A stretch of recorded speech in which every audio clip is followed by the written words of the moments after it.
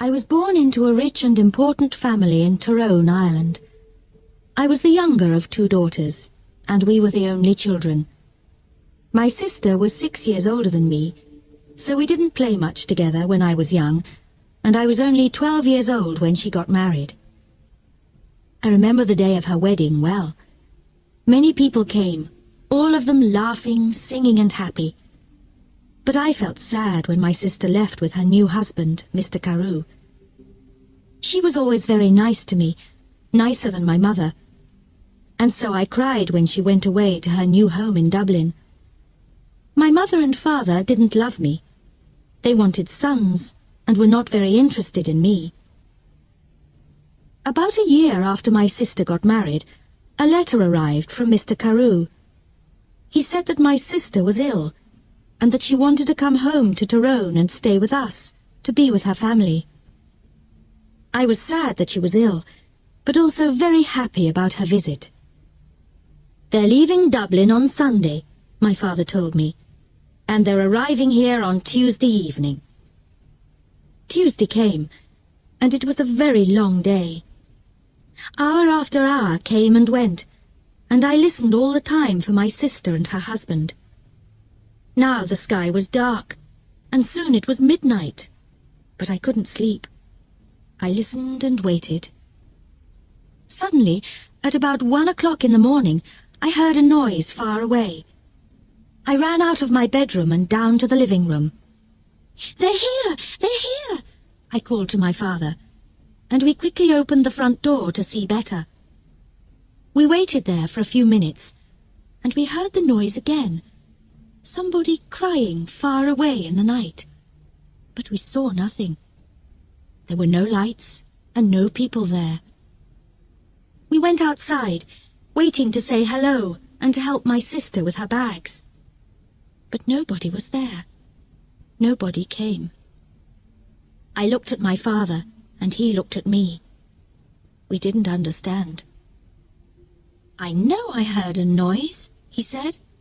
"Yes," I answered. "I heard it too, Father. But where are they?" We went back into the house without another word. We were suddenly afraid. The next day a man arrived and told us that my sister was dead. On Sunday she felt very ill, on Monday she was worse, and on Tuesday, at about 1 o'clock in the morning, she died, at the same time that we were outside the house in the night waiting for her. I never forgot that night. For the next 2 years I was very sad. You could say that I stopped living. I didn't want to do anything or speak to anyone.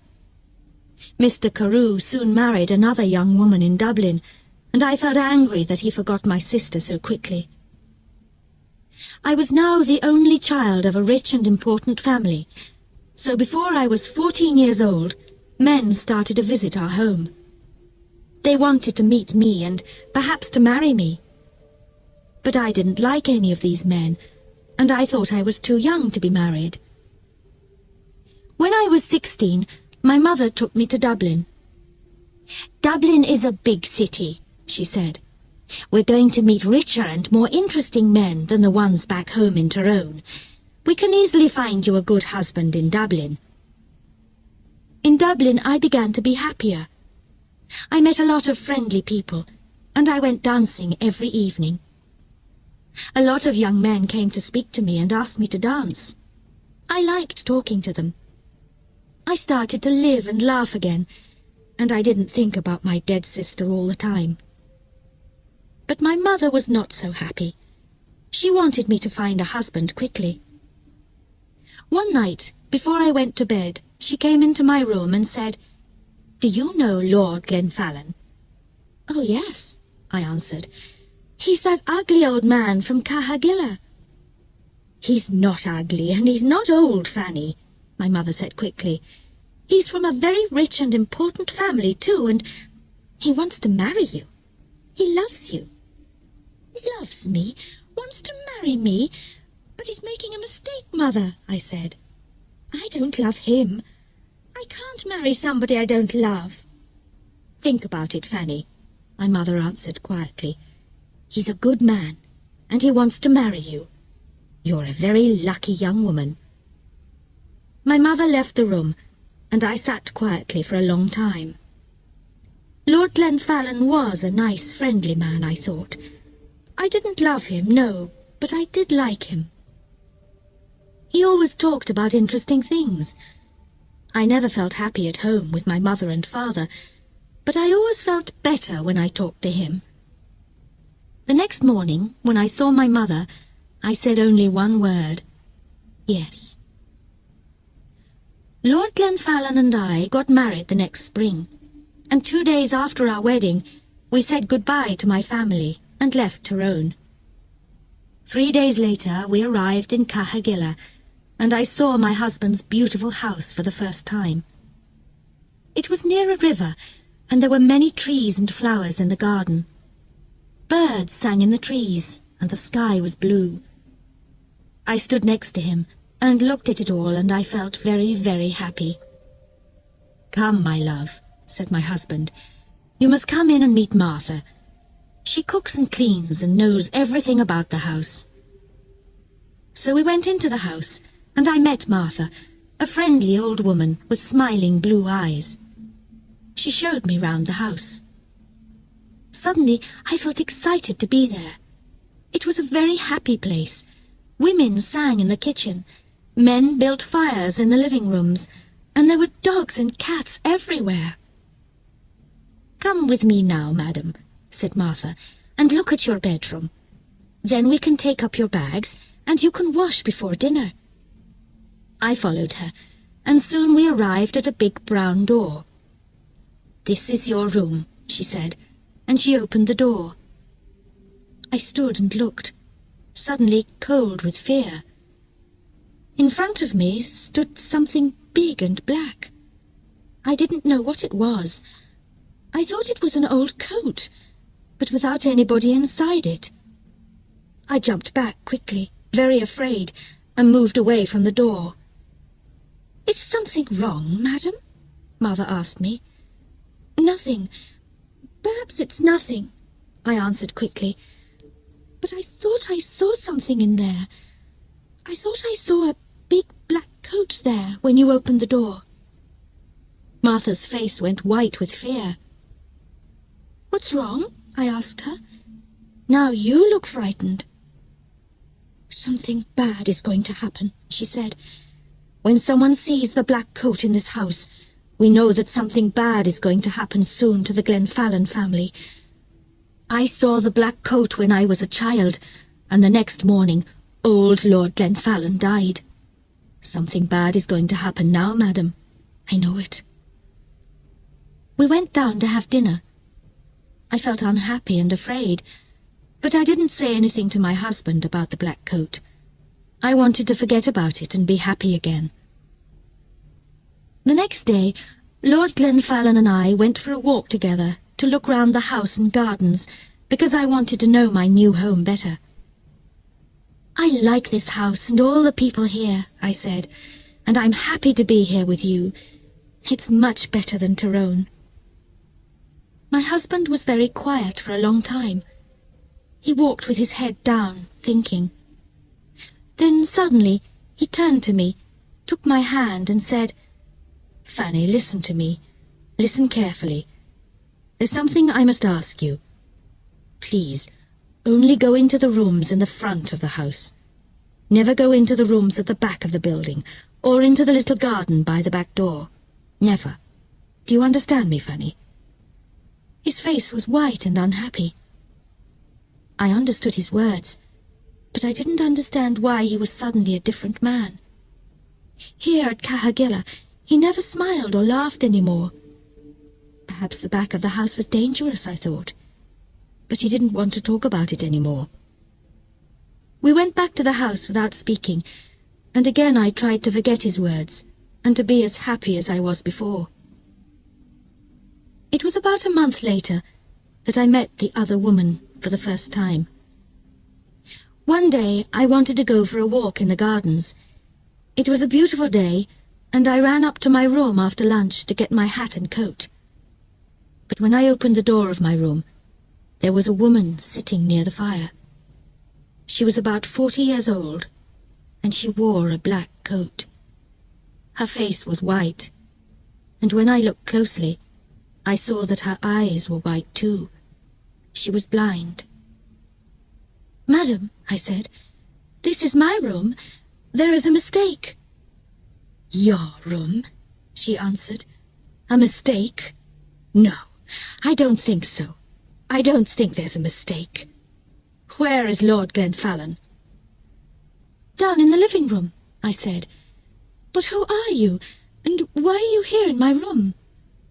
"Tell Lord Glenfallen that I want him," was all she said. "I must tell you that I am Lady Glenfallen, and I want you to leave my room now," I said. "Lady Glenfallen, you are not," she cried, and hit my face very hard. I cried out for help, and soon Lord Glenfallen arrived. I ran out of the room as he ran in, and I waited outside to listen at the door. I did not hear every word, but I knew that Lord Glenfallen was very angry, and the blind woman was very unhappy. When he came out, I asked him, "Who is that woman, and why is she in my bedroom?" But my husband didn't answer me. Again his face was white with fear. His only words were, "Forget her." But I did not forget her, and every day it was more and more difficult to talk to my husband. He was always quiet now, always sad and afraid. He sat for hours looking into the fire with his unhappy eyes. But I didn't know why, and he didn't want to tell me. One morning after breakfast, Lord Glenfallen suddenly said, "I have the answer. We must go away to another country, to France or Spain perhaps. What do you think, Fanny?" He didn't wait for my answer, but left the room very quickly. I sat and thought for a long time. Why must we leave Cahagilla? I didn't understand. And I didn't want to go too far away from my mother and father in Tyrone. They were old now, and my father was sometimes ill. They didn't love me very much, but I wanted to be near them. I thought about it all day, and I didn't know what to say to my husband when he arrived back in the evening and came in to dinner. I said nothing. After dinner, I was very tired, and I went up to my bedroom early. I wanted to have a good night's sleep and think about it all again the next day. I closed my eyes and went to sleep. But I did not sleep well, because I dreamed of the black coat. Suddenly, I woke up. Everything was dark and very quiet, but somebody was at the end of my bed. There was a hand with a light, and behind the light was the blind woman. She had a knife in her other hand. I tried to get out of bed and run to the door, but she stopped me. "If you want to live, don't move," she said. "Tell me one thing. Did Lord Glenfallen marry you?" "Yes, he did," I answered. "He married me in front of 100 people." "Well, that's sad," she said, "because I don't think he told you that he had a wife. Me. I am his wife, not you, young woman. You must leave this house tomorrow, because if you stay here, you see this knife? I am going to kill you with it." Then she left the room without a sound. I didn't sleep again that night.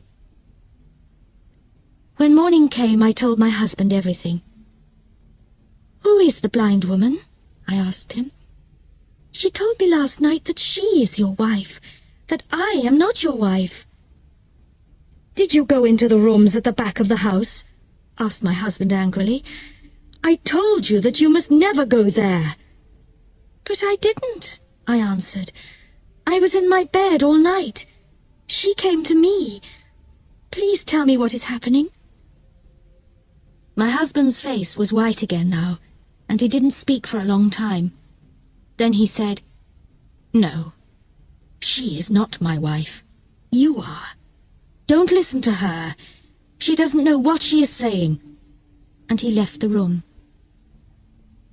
I ran to find Martha. I didn't like this house anymore. My husband was a difficult man, and I didn't understand him. Who was the blind woman? I wanted to know everything. "Don't cry, madam," said Martha when I found her. "Sit down and listen to me. What I'm going to tell you is not very nice. The blind woman, the woman in the black coat, is dead. You saw her ghost.